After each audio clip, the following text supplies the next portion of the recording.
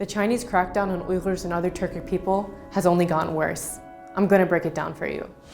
You may have heard that China has detained millions of Uyghurs and other Turkic Muslims in torture-ridden concentration camps and prisons, where they are forced to denounce their religion and ethnic identity.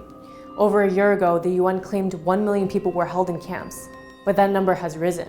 Uyghur activists now estimate at least 3 to 5 million people are held in camps. What you may not know is that this is all happening in an occupied nation called East Turkestan, or what China has renamed to as Xinjiang. In fact, Xinjiang means new colony. China calls the people of East Turkestan ethnic minorities, despite them being natives of the land for thousands of years. After occupying the land in 1949, China has been attempting to slowly wipe out the nation. China calling us ethnic minorities is their attempt of erasing us, because for the longest time, we were actually the majority of our homeland. Many people identify this as an act of cultural genocide, and it very much is. China is wiping out East Turkestan's history, including the fact that we are an occupied nation, its language, culture, and influential leaders. China is destroying our mosques, homes, and even graveyards and turning them into museums, parks, or parking lots.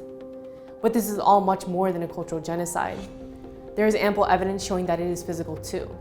There have been numerous reports of death, torture, forced sterilization, organ harvesting while prisoners are alive, people being drugged with unknown substances that cause memory loss and mental derangement, rape, and forced abortions. Children are forcibly separated from their parents and sent to orphanages, forcing them to become Han Chinese and adopting them off to Chinese families. Thousands of Turkic detainees are being rounded up at night, put into trains, and sent to parts of mainland China to never be seen again. One former survivor of the camp system, Mihrigul Tursun, described how in her cell of 68 women, 9 women died during the 3 months she was detained.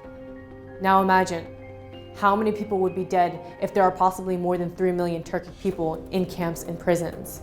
A cultural genocide can become a physical genocide when the former becomes too costly. The international community must start calling it a physical genocide before it is too late, because cultural genocide is not a defined crime in international law.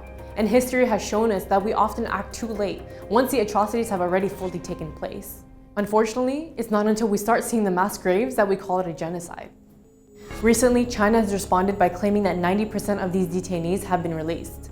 But in reality, when they are released from these camps, they are transferred to prisons and sentenced to massive prison terms, anywhere from 10 to 15 years to life imprisonment. Or they become modern-day slaves, forced to work in factories with little to no pay. Most governments have been forced to remain silent on this issue because of their business deals with China.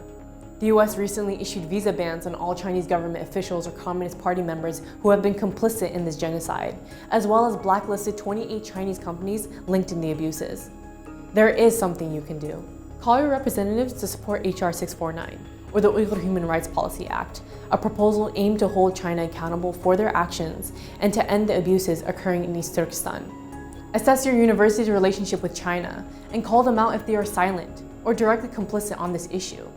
Hold awareness events on campus. MIT has partnered with 3 major Chinese companies, iFlyTech, Huawei, and SenseTime, that have built the surveillance technologies being used to oppress and round up people into camps. Call out MIT for being directly involved with these crimes against humanity. Go to saveuyghur.org to learn more on what you can do to help.